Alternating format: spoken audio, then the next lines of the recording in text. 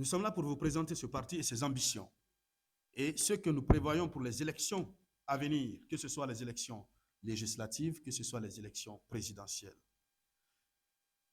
Comme le prévoit la charte des partis politiques, comme le prévoient les textes de la République de Guinée, un parti politique, lorsqu'il est en train de naître, il doit diffuser son idéologie, il doit faire connaître son projet de société aux populations pour permettre à ce que les masses adhèrent à son idéologie. Ici, en République de Guinée, nous avons fait la remarque selon laquelle la plupart des partis politiques ont une connotation ou coloration beaucoup plus ethnique. Et dans la plupart des cas, nous avons des partis politiques que même les gens ne connaissent pas quelles sont leurs orientations politiques, quelles sont leurs visions. Nous venons avec une démarcation totale. Et cette démarcation totale commence par quoi? Par le parti politique lui-même. Je vais déjà vous présenter le parti. Ensuite, je vais vous donner ses objectifs.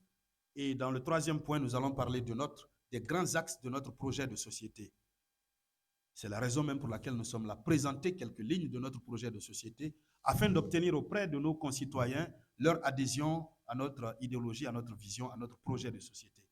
Parce que nous voulons que les gens adhèrent par conviction à notre parti politique, à notre formation politique, pas adhérer à la formation politique à cause du leader ou à cause du nom de son leader. D'ailleurs, en parlant du nom du leader, dans le premier point de mon intervention qui porte sur la présentation du parti, nous avons un avantage particulier.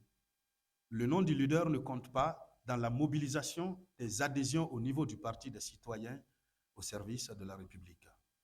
Déjà, notre dénomination, nous sommes des citoyens au service de la République. Nous ne sommes au service de personne.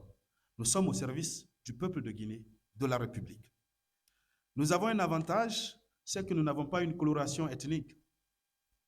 Le président de ce parti politique est un enseignant-chercheur qui a près de 15 ans de carrière, plus de 15 ans de carrière dans l'enseignement du droit, de la politique, et a réussi à former des milliers de générations en République de Guinée, des milliers d'étudiants. Beaucoup qui ont connu le président du Parti des citoyens au service de la République dans les amphithéâtres et ont tout de suite adhéré à l'idéologie du président du parti et à l'idéologie du parti en tenant compte de ce que ces gens savent de l'homme. Ce qui fait que les premiers adhérents au parti politique sont des étudiants, de toutes catégories confondues, de façon ethnique. Alors, c'est ce premier avantage que nous avons. Et au-delà de cet avantage, le parti, comme je disais, est dénommé Citoyen au service de la République. Nous avons un logo, comme vous pouvez le voir.